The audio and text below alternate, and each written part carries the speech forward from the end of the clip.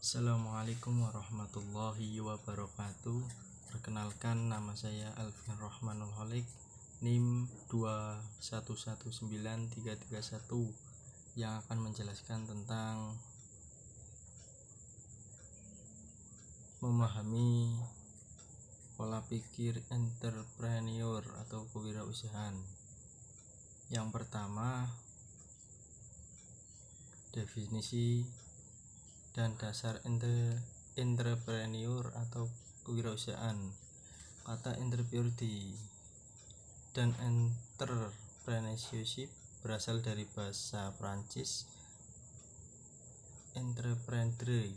Kata tersebut dapat diartikan sebagai melakukan, memulai atau berusaha. Definisi entrepreneur dalam berbagai buku agak berbeda satu sama lain.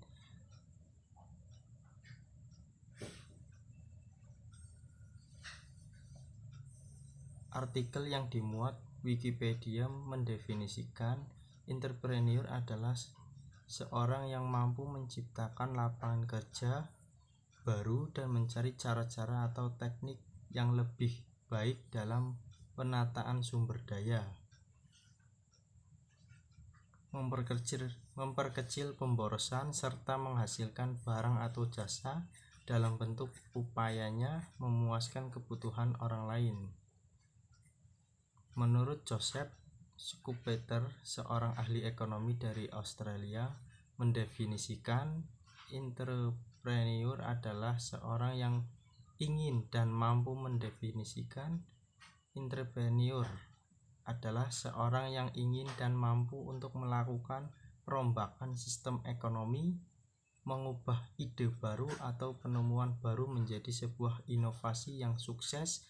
Inovasi baru tersebut dapat terwujud. Yang pertama, produk baru atau berupa barang atau jasa. Yang kedua, organisasi atau manajemen baru. Yang ketiga, cara berproduksi yang baru. Yang keempat, menggunakan bahan baku yang baru. Dengan adanya berbagai inovasi baru tersebut diharapkan dapat menciptakan permintaan atau pasar baru. Yang selanjutnya, jenis-jenis usaha di bidang pendidikan.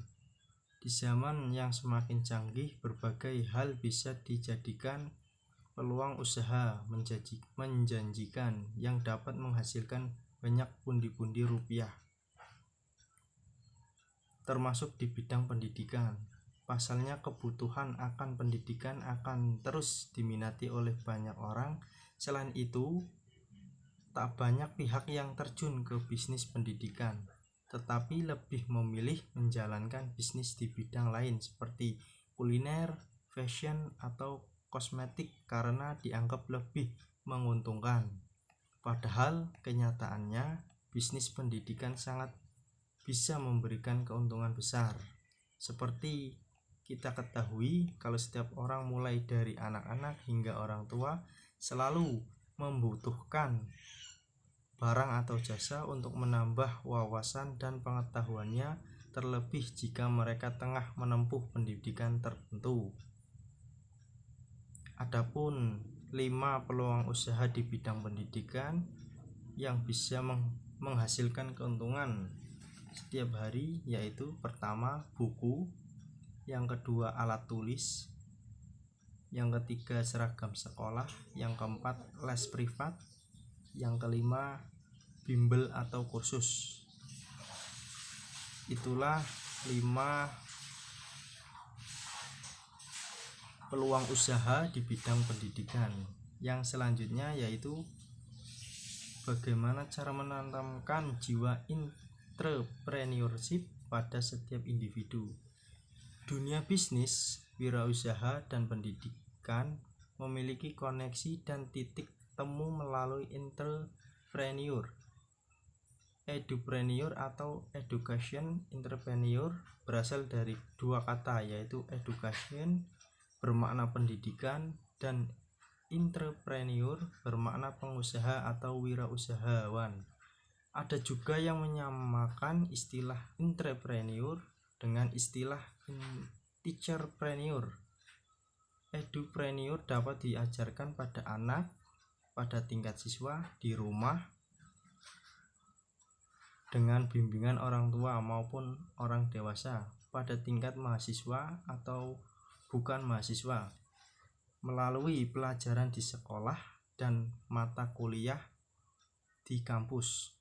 Bagi seorang siswa, peran guru sangatlah penting dalam memberikan wawasan dan dalam pembentukan karakter. Terutama guru SD merupakan seorang yang memiliki tugas mulia sebagai pendidik dan sekaligus sebagai pembentuk kepribadian siswa untuk mencetak generasi yang unggul, berwawasan, dan berkepribadian baik.